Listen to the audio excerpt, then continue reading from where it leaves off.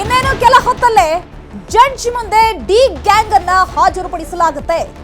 Supreme ಆದೇಶದಂತೆ ಜೈಲಿಗೆ ಕಳುಹಿಸಲು ಈಗಾಗಲೇ ಪೊಲೀಸರು ತಯಾರಿಯನ್ನ ಮಾಡಿಕೊಂಡಿದ್ದಾರೆ.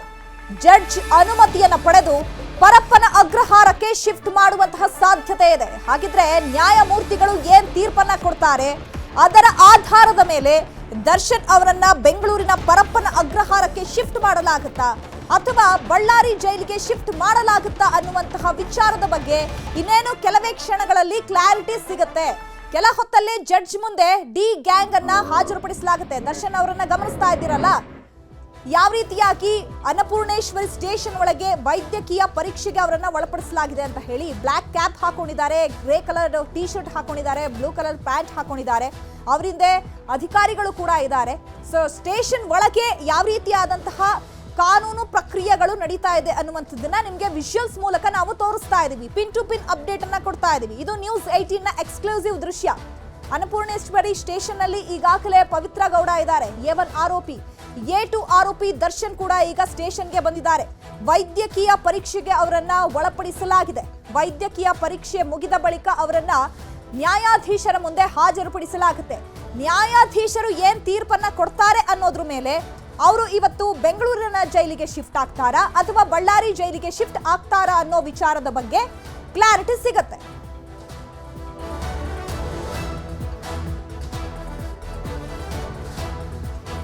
ಈಗಾಗಲೇ ದರ್ಶನ್ ಅಂಧರಾಗಿದ್ದಾರೆ, ಪೊಲೀಸರ ವಶದಲ್ಲಿದ್ದಾರೆ. ಹಾಗಿದ್ರೆ ದರ್ಶನ್ ಮುಂದಿನ ಹೆಜ್ಜೆ ಯಾವ ರೀತಿ ಇರುತ್ತೆ? 6 ತಿಂಗಳ ಕಾಲ ಕಾನೂನು ಹೋರಾಟಕ್ಕೆ ಈಗ ದರ್ಶನ್ ಮುಂದೆ ಯಾವುದೇ ಅವಕಾಶಗಳು ಇಲ್ಲ. ಈಗ ಆಲ್ರೆಡಿ ಇದ್ದಂತಹ ಅವಕಾಶಗಳನ್ನ ಈಗ ಆಲ್ರೆಡಿ ದರ್ಶನ್ ಬಳಸ್ಕೊಂಡ್ಬಿಟ್ಟಿದ್ದಾರೆ. ಹಾಗಾಗಿ 6 ತಿಂಗಳ ಕಾಲ ಕಾನೂನು ಹೋರಾಟಕ್ಕೆ ಈಗ ಅವಕಾಶಗಳೇ ಇಲ್ಲ. ಸುಪ್ರೀಂ ಕೋರ್ಟ್ ಜಾಮೀನು ಪ್ರಶ್ನಿಸಲು ಸಾಧ್ಯವೇ ಇಲ್ಲ. ಯಾಕಂದ್ರೆ ಹೈಕೋರ್ಟ್ ಕೊಟ್ಟಿರುವಂತಹ ಜಾಮೀನಿಗೆ ಈಗ ಆಲ್ರೆಡಿ ಸುಪ್ರೀಂ ಕೋರ್ಟ್ ತರಾಟೆಯನ್ನ ತೆಗೆದುಕೊಂಡಿದೆ. ಯಾವ ರೀತಿಯಾಗಿ ಯಾವ ಅಂಶಗಳನ್ನ ಪರಿಗಣನೆ ಮಾಡಿಕೊಂಡು ನೀವು ಜಾಮೀನನ್ನ ಕೊಟ್ಟಿದ್ದೀರಾ ಅಂತ ಹೇಳಿ. ಸೊ ಹಾಗಾಗಿ ಈಗ ಸುಪ್ರೀಂ ಕೋರ್ಟ್ ಜಾಮೀನನ್ನ ಪ್ರಶ್ನಿಸೋದಕ್ಕೆ ಸಾಧ್ಯನೇ ಇಲ್ಲ. ಇನ್ನು 6 ತಿಂಗಳ ಬಳಿಕ ಪುನಃ ವಿಚಾರಣೆ ನಡೆಯುವಂತಹ ಸಾಧ್ಯತೆ ಇದೆ. ಕೋರ್ಟ್ನಲ್ಲಿ ಅರ್ಜಿಯನ್ನ ಸಲ್ಲಿಸಬೇಕು. ಅದಾದ ಮೇಲೆ 6 ತಿಂಗಳ ಬಳಿಕ ಪುನಃ ವಿಚಾರಣೆ ಮಾಡಲಾಗುತ್ತೆ. ಕೋರ್ಟ್ನಲ್ಲಿ ಅರ್ಜಿ ಸಲ್ಲಿಸಬೇಕಾಗುತ್ತೆ ಅಥವಾ ಮೆಡಿಕಲ್ ಎಮರ್ಜೆನ್ಸಿ ಏನಾದರೂ ಇದೆ ಅಂತ ಹೇಳಬಹುದು. ಯಾಕಂದ್ರೆ ಈಗ ಮೆಡಿಕಲ್ ಎಮರ್ಜೆನ್ಸಿ ಇದೆ ಅಂತಾನೆ ಕೋರ್ಟ್ನಲ್ಲಿ ವಾದ ಪ್ರತಿವಾದಗಳು ಆಗಿದ್ದು. ಹಾಗಾಗಿ ಹೈಕೋರ್ಟ್ ಕೂಡ ಜಾಮೀನು ನೀಡಿತ್ತು. ಈಗ ವಿಚಾರಣಾ ಕೋರ್ಟ್ ಜಾಮೀನು ಕೊಡಬಹುದು, ಕೊಡದೇನೂ ಇರಬಹುದು. ಯಾಕಂದ್ರೆ ಸುಪ್ರೀಂ ಕೋರ್ಟ್ನಿಂದ ಈಗ ಜಾಮೀನು ರದ್ದಾಗಿದೆಯಲ್ಲ. ಸೊ ಹಾಗಾಗಿ ಈಗ ಕೆಳ ಹಂತದ ಕೋರ್ಟ್ ಜಾಮೀನು ಕೊಟ್ಟರು ಕೊಡಬಹುದು ಅಥವಾ ಕೊಡೋದೇನೋ ಇರಬಹುದು. ಬಟ್ ಅರ್ಜಿ ಹಾಕಬೇಕಾಗಿರುವಂಥದ್ದು ನಿಮ್ಮ ಕೆಲಸ. ವಿಚಾರಣೆ ಆಗಬೇಕು. ಇನ್ನು ವಿಚಾರಣಾ ಕೋರ್ಟ್ನಲ್ಲಿ ರದ್ದಾದ್ರೆ ಹೈಕೋರ್ಟ್ನಲ್ಲಿ ಅರ್ಜಿ ಹಾಕುವಂತಹ ಸಾಧ್ಯತೆಗಳು ಇದೆ. ಯಾಕಂದ್ರೆ ಅಷ್ಟು ಈಸಿಯಾಗಿ ಯಾವ ವಿಚಾರಕ್ಕೂ ಬೇಲ್ ಸಿಗೋದಿಲ್ಲ. ಅಂಥದ್ರಲ್ಲಿ ಈಗ ಹೈಕೋರ್ಟ್ನಲ್ಲಿ ಆಲ್ರೆಡಿ ಬೇಲ್ ಕೊಟ್ಟಾಗಿತ್ತು, ಅದನ್ನ ಸುಪ್ರೀಂ ಕೋರ್ಟ್ ಈಗ ರದ್ದು ಮಾಡಿದೆ. ಮತ್ತೆ ಈಗ ಬೇಲ್ಗೆ ಅರ್ಜಿ ಆಗ್ದಂತಹ ಸಂದರ್ಭದಲ್ಲಿ ಏನೆಲ್ಲ ಪರಿಣಾಮಗಳನ್ನ ಎದುರಿಸಬೇಕಾಗತ್ತೆ ಅಥವಾ ಮುಂದಿನ ಕ್ರಮಗಳನ್ನ ಯಾವ ರೀತಿಯಾಗಿ ಅನುಸರಿಸಬೇಕಾಗುತ್ತೆ ಅನ್ನುವಂಥದ್ದು ಇಲ್ಲಿ ತುಂಬಾ ಇಂಪಾರ್ಟೆಂಟ್ ಆಗುತ್ತೆ. ಹೈಕೋರ್ಟ್ನಲ್ಲೂ ರದ್ದಾದ್ರೆ ಮತ್ತೆ ಸುಪ್ರೀಂ ಕೋರ್ಟ್ ಮೊರೆ ಹೋಗುವಂತಹ ಸಾಧ್ಯತೆಗಳಿದೆ. ಅವಾಗ ಈ ಹಳೆಯ ಅಂಶಗಳನ್ನ ಕೂಡ ಸುಪ್ರೀಂ ಕೋರ್ಟ್ ಪರಿಗಣನೆ ಮಾಡುತ್ತೆ. ಈಗ ಕೆಳ ನ್ಯಾಯಾಲಯ ಏನಿರುತ್ತೆ, ಆ ಕೆಳ ನ್ಯಾಯಾಲಯ ಜಾಮೀನು ಕೊಟ್ಟರು ಕೊಡಬಹುದು, ಕೊಡದೇನೂ ಇರಬಹುದು. ಅಲ್ಲಿ ಇನ್ ಕೇಸ್ ರದ್ದಾಯ್ತು ಅಂತಂದ್ರೆ ಹೈಕೋರ್ಟ್ಗೆ ಹೋಗ್ಬೇಕಾಗತ್ತೆ. ಇನ್ನು ಹೈಕೋರ್ಟ್ನಲ್ಲೂ ಕೂಡ ಜಾಮೀನು ರದ್ದಾಯ್ತು ಅಂತ ಹೇಳಿದ್ರೆ ಮತ್ತೆ ಸುಪ್ರೀಂ ಕೋರ್ಟ್ಗೆ ಹೋಗ್ಬೇಕಾಗತ್ತೆ.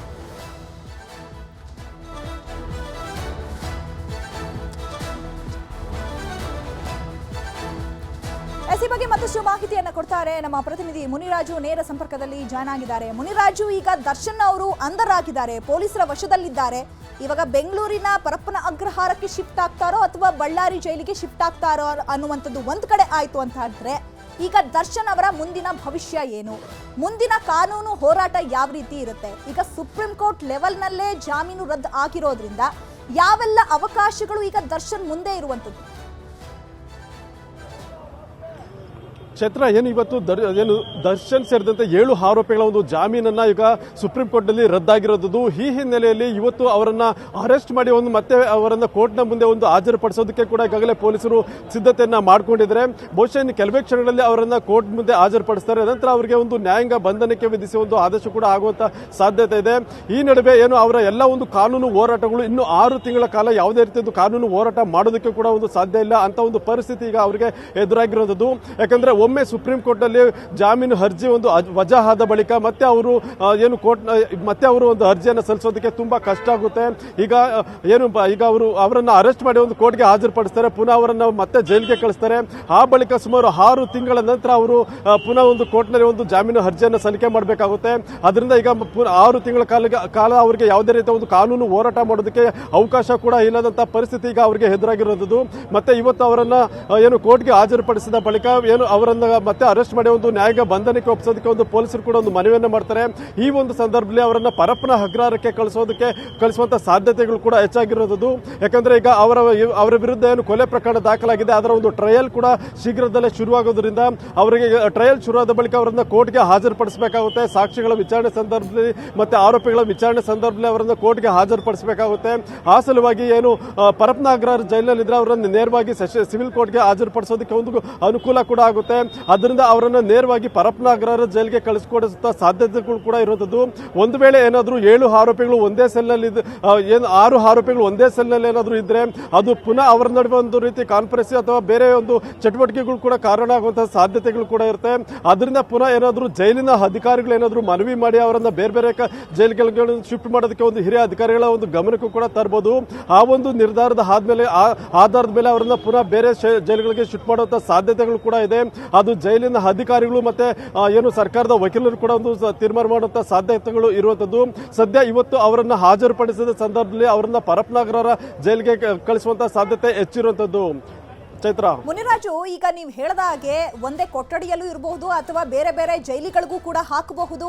ಈ ಹಿಂದೆ ಈ ಆರೋಪಿಗಳು ಯಾವ್ಯಾವ ಜೈಲಲ್ಲಿದ್ರು, ಏನೇನೆಲ್ಲ ನಂಬರ್ಗಳನ್ನ ಪಡ್ಕೊಂಡಿದ್ರು, ಅದೇ ಪ್ರೊಸೀಜರ್ನನ್ನ ಮುಂದುವರಿಸಬೇಕಾಗತ್ತಾ ಅಥವಾ ಇದು ಹೊಸ ಪ್ರೊಸೀಜರ್ ಅಂತ ಹೇಳಿ ಕನ್ಸಿಡರ್ ಮಾಡಬೇಕಾಗತ್ತಾ? ಅಂಡ್ ಮೋರ್ ಓವರ್, ಈಗ ವಿಚಾರಣಾ ಕೋರ್ಟ್ ನಲ್ಲಿ ಅರ್ಜಿ ಸಲ್ಲಿಸಾದ ಮೇಲೆ ಕೂಡ ಸುಪ್ರೀಂ ಕೋರ್ಟ್ ನಲ್ಲೇ ಈ ವಿಚಾರಕ್ಕೆ ಜಾಮೀನು ರದ್ದಾಗಿರೋದ್ರಿಂದ ವಿಚಾರಣಾ ಕೋರ್ಟ್ ನಲ್ಲೂ ಕೂಡ ಅರ್ಜಿ ರಿಜೆಕ್ಟ್ ಆಗುವಂತಹ ಸಾಧ್ಯತೆಗಳು ಎಷ್ಟು % ಇರುತ್ತೆ? ಕ್ಷೇತ್ರ, ಈಗಾಗಲೇ ಏನು ಸುಪ್ರೀಂ ಕೋರ್ಟ್ ನಲ್ಲಿ ಆರೋಪಿಗಳ ಒಂದು ಜಾಮೀನು ಕ್ಯಾನ್ಸಲ್ ಆಗಿರೋದ್ರಿಂದ ಈಗ ಅವರನ್ನು ಅರೆಸ್ಟ್ ಮಾಡಿ ಮತ್ತೆ ವಿಚಾರಣಾ ಕೋರ್ಟ್ಗೆ ಹಾಜರುಪಡಿಸ್ತಾರೆ. ಈ ಒಂದು ಸಂದರ್ಭದಲ್ಲಿ ವಿಚಾರಣೆ ಕೂಡ ಆಗುತ್ತೆ. ಮತ್ತೆ ಅವರನ್ನು ನ್ಯಾಯಾಂಗ ಅರೆಸ್ಟ್ ಮೆಮೊ ಏನಿದೆ ಅದನ್ನ ಪೊಲೀಸ್ ಅಧಿಕಾರಿಗಳು ಕೋರ್ಟ್ಗೆ ಸಬ್ಮಿಟ್ ಮಾಡ್ತಾರೆ. ಆ ನಂತರ ಕೋರ್ಟ್ ಕೂಡ ಅವರನ್ನು ವಿಚಾರಣೆ ಮಾಡಿ ಒಂದು ನ್ಯಾಯಾಂಗ ಬಂಧನಕ್ಕೆ ಕೂಡ ಒಪ್ಪಿಸುವಂತದ್ದು. ಈ ಒಂದು ಸಂದರ್ಭದಲ್ಲಿ ಏನು ಆರೋಪಿಗಳು ಈ ಹಿಂದೆ ಇದ್ದಂತ ಏನು ಕೈದಿಗಳ ಆರೋಪಿ ಸಂಖ್ಯೆ ಏನಿದೆ ಅದು ಕಂಟಿನ್ಯೂ ಆಗುವಂತ ಸಾಧ್ಯತೆಗಳೇ ಹೆಚ್ಚಾಗಿರೋದು. ಯಾಕಂದ್ರೆ ಒಂದೇ ಪ್ರಕರಣದಲ್ಲಿ ಅವರು 2ನೇ ಬಾರಿ ಅರೆಸ್ಟ್ ಆಗಿ ಹೋಗ್ತಿರೋದು. ಯಾಕಂದ್ರೆ ಈ ಮೊದಲು ಕೂಡ ಆರೋಪಿಗಳನ್ನ ಅರೆಸ್ಟ್ ಮಾಡಿ ಜೈಲಿಗೆ ಕಳಿಸಿದಾಗ ಅವರಿಗೆ ಒಂದು UTP ನಂಬರ್ ಅನ್ನು ಕೊಟ್ಟಿದ್ರು. ಆದ್ರೆ ಬೇಲ್ ಮುಖಾಂತರವಾಗಿ ಅವರು ಹೊರಗಡೆ ಬಂದಿರೋದು. ಆದ್ರೆ ಈಗ ಬೇಲ್ ಕ್ಯಾನ್ಸಲ್ ಆಗುತ್ತೆ, ಪುನಃ ಅವರು ಜೈಲಿಗೆ ಹೋಗ್ತಾ ಇದ್ದಾರೆ. ಅದರಿಂದ ಅದೇ ಹಳೆ ನಂಬರೇ ಕಂಟಿನ್ಯೂ ಆಗುವಂತ ಸಾಧ್ಯತೆ ಇದೆ. ಇನ್ನು ಬ್ಯಾರಕ್ ಮತ್ತೆ ಅವರನ್ನ ಇಡುವಂತ ಒಂದು ಸೆಲ್ ಏನಿದೆ ಅದು ಬೇರೆ ಬೇರೆ ಒಂದು ಚೇಂಜ್ ಮಾಡುವಂತ ಸಾಧ್ಯತೆಗಳು ಕೂಡ ಇರೋದು. ಯಾಕಂದ್ರೆ ಇವತ್ತು ಸುಪ್ರೀಂ ಕೋರ್ಟ್ ನಲ್ಲಿ ಆರೋಪಿಗಳಿಗೆ ಜೈಲಿನಲ್ಲಿ ಕೊಡುವಂತ ರಾಜ್ಯಾತಿಥ್ಯ ಮತ್ತೆ ಅದಕ್ಕೆ ಸಂಬಂಧಪಟ್ಟಂತ ವಿಚಾರದ ಬಗ್ಗೆ ಕೂಡ ತೀವ್ರ ಒಂದು ಕಠಿಣ ಕ್ರಮದ ಒಂದು ಎಚ್ಚರಿಕೆ ಕೂಡ ಕೊಟ್ಟಿತ್ತು.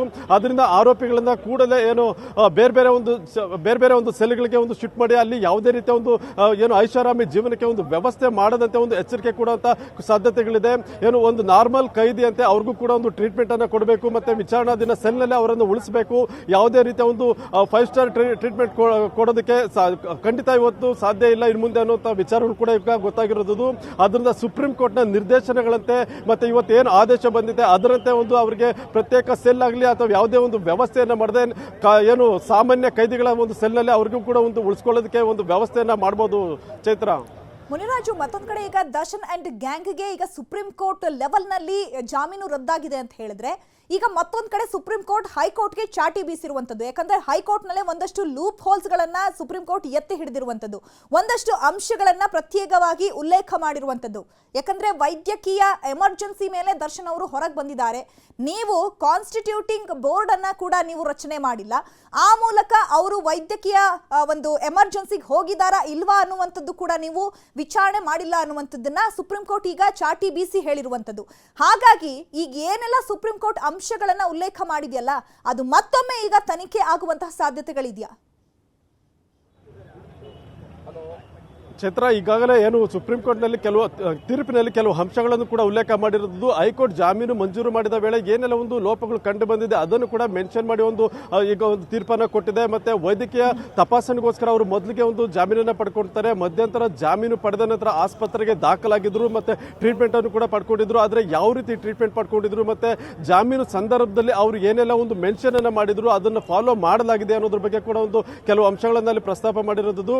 ಆದ್ರಿಂದ ಇವತ್ತು ತೀರ್ಪೇನು ಬಂದಿದೆ, ಆ ಒಂದು ತೀರ್ಪಿನಲ್ಲಿ ಸಾಕಷ್ಟು ಒಂದು ಅಂಶಗಳ ಬಗ್ಗೆ ಮತ್ತೆ ಏನು ಜೈಲಿನ ಅಧಿಕಾರಿಗಳಿರ್ಬೋದು ಮತ್ತೆ ಹೈಕೋರ್ಟ್ನ ಒಂದು ಏನು ತೀರ್ಪಿನ ಒಂದು ಆದೇಶದ ಬಗ್ಗೆ ಕೂಡ ಒಂದು ಅತೃಪ್ತಿಯನ್ನು ವ್ಯಕ್ತಪಡಿಸಿ ಇವತ್ತು ಸುಪ್ರೀಂ ಕೋರ್ಟ್ ತೀರ್ಪನ್ನು ಕೊಟ್ಟಿರೋದು. ಆದ್ರೂ ಕೂಡ ಏನು ಈಗಾಗಲೇ ಆದೇಶ ಬಂದಿದೆ, ಆದರೆ ಇನ್ನು ಮುಂದೆ ಈ ರೀತಿಯಾಗಿ ಒಂದು ಆದೇಶಗಳು ಬರಬಾರ್ದು. ಮತ್ತೆ ಜೈಲಿನಲ್ಲಿ ಅವರಿಗೆ ಯಾವ ರೀತಿ ಟ್ರೀಟ್ಮೆಂಟ್ ಅನ್ನು ಕೊಡ್ತಾರೆ, ರಾಜ್ಯತೀತ ಇರ್ಬೋದು, ಅವೆಲ್ಲೂ ಕೂಡ ಕ್ಯಾನ್ಸಲ್ ಆಗಬೇಕು ಅಂತೇಳಿ ಒಂದು ಕಠಿಣ ಎಚ್ಚರಿಕೆ ಕೊಟ್ಟಿರೋದು. ಮತ್ತೆ ಈ ಒಂದು ಆದೇಶವನ್ನ ಎಲ್ಲ ಹೈಕೋರ್ಟ್ ಮತ್ತೆ ಜೈಲಿನ ಸೂಪರಿಂಟೆಂಡೆಂಟ್ಗಳಿಗೆ ರವಾನೆ ಮಾಡಬೇಕು ಅಂತೇಳಿ ಒಂದು ಏನು ಆದೇಶವನ್ನು ಕೂಡ ಮಾಡಿದೆ. ಮತ್ತೆ ಇದೇ ಸಂದರ್ಭದಲ್ಲಿ ಈ ಒಂದು ಏನು ತೀರ್ಪೇನಿದೆ ಅದೊಂದು ರೀತಿಯಾಗಿ ಏನು ಐತಿಹಾಸಿಕ ತೀರ್ಪಾಗಬೇಕು, ಮತ್ತೆ ಎಲ್ಲ ಒಂದು ಹೈಕೋರ್ಟ್ ಮತ್ತೆ ಜೈಲಿನ ಅಧಿಕಾರಿಗಳಿಗೆ ಇದು ಒಂದು ರೀತಿ ಗೈಡ್ಲೈನ್ಸ್ ತರ ಆಗಬೇಕು ಅಂತೇಳಿ ಒಂದು ತೀರ್ಪನ್ನ ಪ್ರಕಟ ಮಾಡಿರೋದು. Chaitra, okay, thank you Muniraju ತಮ್ಮೆಲ್ಲ ಡೀಟೇಲ್ಸ್ಗೆ.